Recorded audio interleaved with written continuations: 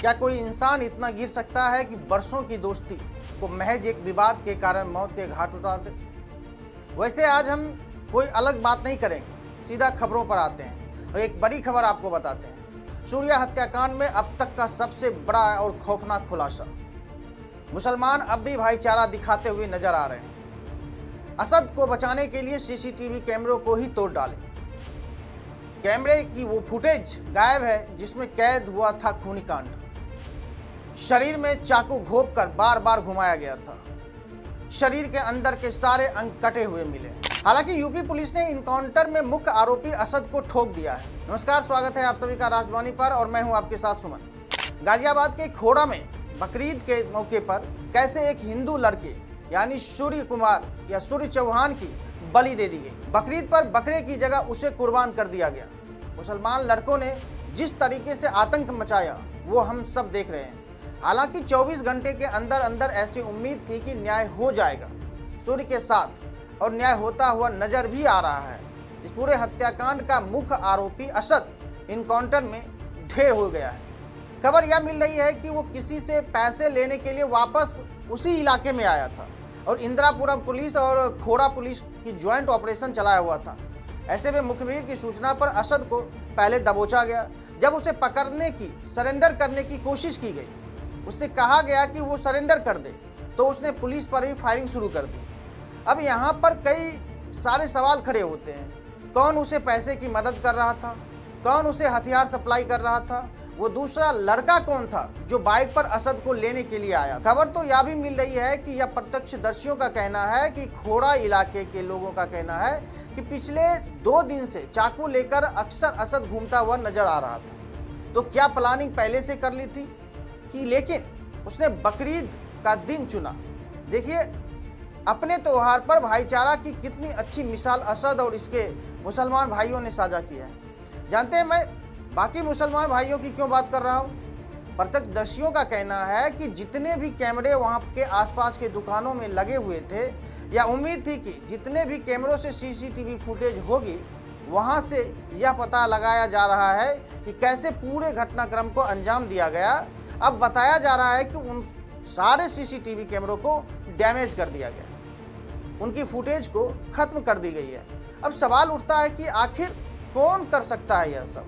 Police के पहुंचने से पहले असद को बचाने में क्या लोकल लोगों का हाथ नहीं लग रहा है? फिलहाल पड़ताल की जा रही है। इसमें तमाम बड़े और नाम भी सामने आने की उम्मीद है, लेकिन प्रत्यक्षदर्शियों और परिजनों के अनुसार घटना के दौरान 4 युवक मौजूद थे और 2 अन्य लोग कथित तौर पर आरोपियों को बचाने या फिर मदद करने की कोशिश कर रहे थे। परिवार का दावा है कि घटनास्थल पर जो कुछ हुआ वह बेहद भयावह था। उनका कहना है कि सूर्य चौहान को गंभीर रूप से घायल करने के बाद उसे पहले घसीटकर गली तक ले जाया गया। परिजनों के अनुसार पोस्टमार्टम और चिकित्सीय जानकारी में भी गंभीर अंदरूनी चोटों का जिक्र सामने आया है, जिसके कारण उसकी हालत लगातार बिगड़ती चली गई और बाद में इलाज के दौरान उसकी मौत हो गई। मृतक के परिवार में इस घटना को लेकर भारी आक्रोश है। यानी माँ की बात कर रहे हैं। माँ का कहना है कि बेटा केवल महज 17 वर्ष का था और उसने हाल ही में 10वीं की परीक्षा दी थी। परिवार की आर्थिक स्थिति पहले से ही कठिन थी। 2 वर्ष पहले पिता का निधन हो चुका था और अब घर की जिम्मेदारी मां तथा बड़े भाई के कंधों पर थी। कहा जाता है कि बड़ा भाई थोड़ा सा मानसिक रूप से विक्षिप्त है। परिजनों का कहना है कि सूर्य पढ़ लिख कर परिवार का सहारा बनना चाहता था, लेकिन उससे पहले ही उसकी जिंदगी छीन ली गई। अब परिवार का आरोप यह भी है कि घटना से कई महीने पहले आरोपियों और सूर्य के बीच कहासुनी हुई थी, जिसे बाद में समाप्त मान लिया गया था। हालांकि अब उन्हें लगता है कि दूसरी तरफ से रंजिश खत्म नहीं हुई थी और ऐसा होता हुआ भी दिखा। कुछ स्थानीय लोगों ने दावा किया है कि मुख्य आरोपी कथित रूप से कई दिनों से हथियार लेकर के उन गलियों में घूम रहा था। इन दावों की हालांकि स्वतंत्र पुष्टि अभी तक नहीं हो पाई है और पुलिस जांच जारी है, लेकिन घटना के बाद इलाके में तनाव का माहौल बन गया है। परिजनों और स्थानीय लोगों ने प्रशासन पर कार्रवाई में देरी का आरोप लगाया। हालांकि प्रशासन की तरफ से ऐसा कुछ नहीं हुआ है। प्रशासन के द्वारा लगातार इस पर दबिश दी गई, कार्रवाई की गई। उनका कहना है कि आसपास लगे सीसीटीवी कैमरों के फुटेज की जांच होनी चाहिए और यदि किसी ने सबूतों को नुकसान पहुंचाया है तो उसके खिलाफ भी कड़ी कार्रवाई होनी चाहिए। हालांकि इन आरोपों को भी पुलिस द्वारा जांच की जा रही है और आधिकारिक रूप से अभी कोई अंतिम निष्कर्ष सामने नहीं आया है। इस बीच पुलिस ने मामले में 5 लोगों को आरोपी बनाया। शुरुआती कार्रवाई में 3 आरोपियों को गिरफ्तार कर लिया गया था, जबकि मुख्य आरोपी असद फरार बताया गया। पुलिस के अनुसार उस पर इनाम भी घोषित किया गया था और लगातार उसकी तलाश की जा रही थी। पुलिस अधिकारियों के अनुसार उन्हें सूचना मिली थी कि असद अपने एक साथी से मिलने खोड़ा क्षेत्र में आने वाला है। इसी सूचना के आधार पर पुलिस टीम ने इलाके की पहले घेराबंदी की और चेकिंग अभियान चलाया। पुलिस का दावा है कि जब आरोपी को रोकने का प्रयास किया गया तो उसने पुलिस पर पहले फायरिंग शुरू कर दी। इसके बाद जवाबी कार्रवाई में पुलिस ने आत्मरक्षा में गोली चलाई, जिसमें असद पहले घायल हो गया। उसे तत्काल घायल अवस्था में अस्पताल ले जाया गया, जहां डॉक्टरों ने उसे मृत घोषित कर दिया। पुलिस ने यह भी बताया कि मुठभेड़ के दौरान एक पुलिसकर्मी घायल हुआ, जिनका उपचार कराया गया।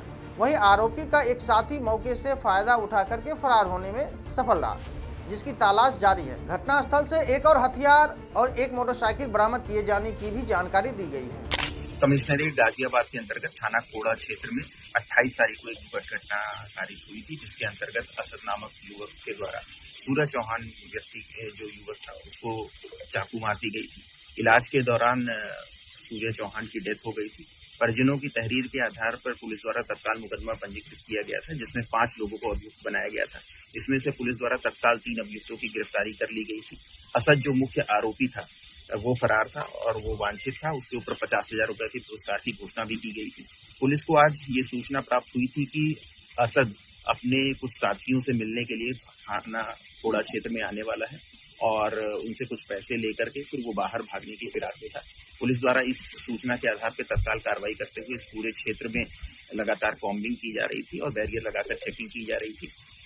इसी क्रम में वसुंधरा क्षेत्र में ये असद अपने एक साथी के साथ बाइक से आता हुआ दिखाई देता है। पुलिस टीम के द्वारा उसे रोकने का प्रयास किया जाता है और चेतावनी दी जाती है। असद के द्वारा पुलिस टीम पर फायरिंग की जाती है और प्रत्युत्तर में प्रतिरक्षा में पुलिस की टीम के द्वारा जवाबी फायरिंग होती है, जिसमें असद को गोली लगती है। पुलिस द्वारा तत्काल असद को इलाज के लिए नजदीकी हॉस्पिटल में भर्ती कराया जाता है। इस पूरे एक्सचेंज ऑफ फायर में हमारा एक कांस्टेबल है थाना कोड़ा क्षेत्र का, वो भी घायल होता है। उसको भी इलाज के लिए तत्काल हॉस्पिटल भेजा जाता है। इस पूरे घटनाक्रम में जो असद का दूसरा साथी था वो भागने में कामयाब रहता है। असद के पास जो बाइक थी वो बरामद होती है और जो उसकी कंटीमेट पिस्टल है वो उसको भी बरामद कर लिया गया है। सभी पक्षों की गंभीरता से जांच करके अग्रिम विधिक कार्रवाई की जाए। अब यह मामला केवल एक आपराधिक घटनाक्रम तक सीमित भी नहीं रह गया है, बल्कि राजनीतिक बहस का विषय भी बन चुका है। विभिन्न राजनीतिक दलों और नेताओं की ओर से लगातार बयान दिए जा रहे हैं। वहीं दूसरी ओर मृतक के परिवार की मांग है कि मामले में शामिल सभी आरोपियों को जल्द से जल्द गिरफ्तार कर सख्त से सख्त सजा दी जाए। वहीं इस हत्या पर मानवाधिकार की राग अलापने वाले सारे लोग फिलहाल अभी चुप नजर आ रहे हैं। फिलहाल पुलिस का कहना है कि पूरे घटनाक्रम की एक विस्तृत जांच की जा रही है और जो भी तथ्य सामने आएंगे उनके आधार पर आगे की कानूनी कार्रवाई की जाएगी। पूरे प्रदेश की नज़र अब इस जांच पर टिकी हुई है और लोग यह जानना चाहते हैं कि आखिर इस सनसनीखेज हत्याकांड की आखिर पूरी सच्चाई क्या है। तो कुल मिलाकर यह मामला अब तुल पकड़ता दिखाई दे रहा है, क्योंकि इस मामले के बहाने यूपी का राजनीतिक पारा भी हाई हो चुका है। तमाम बड़े राजनेताओं के बयान इस पर आ रहे हैं, लेकिन इन सबसे इतर असद को बचाने के लिए जिन मुसलमानों या फिर कहे जिन स्थानीय लोगों ने इस पूरे घटनाक्रम को अंजाम दिया कि सीसीटीवी फुटेज तोड़ दी, उसे खत्म कर दी, कैमरे तोड़ दिए गए, एक्शन उनके ऊपर भी होना चाहिए। फिलहाल पड़ताल की जा रही है। जैसे ही कोई अपडेट बड़ी आती है